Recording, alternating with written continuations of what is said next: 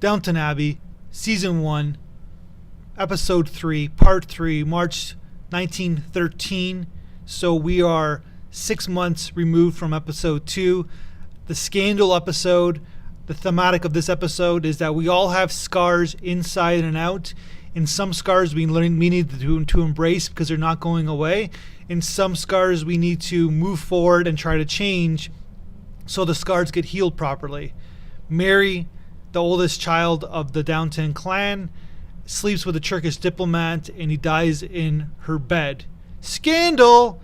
And basically, so what she does is that she gets one of the maids, Anna, and her mom to help put him back in his bed because, of course, the Turkish diplomat in March 1913 could not wake up in one of the Duke's daughter's bedroom because that would just be the most horrible thing in the world. But speaking of most horrible things, I'm assuming that Mary is a virgin and she sleeps with a man and he dies. Oh my God, that's kind of bad luck. Or what else happened? Who knows? We never really know as of season 3.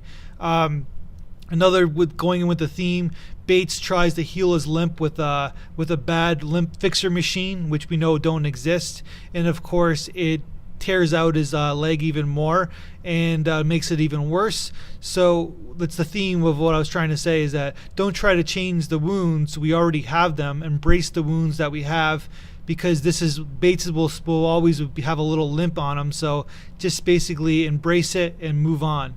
The maid Gwen buys a typewriter and wants to be a secretary, so she wants to move out of service and evolve, and it becomes a big discussion at the Downton table because they're all about talking about other people.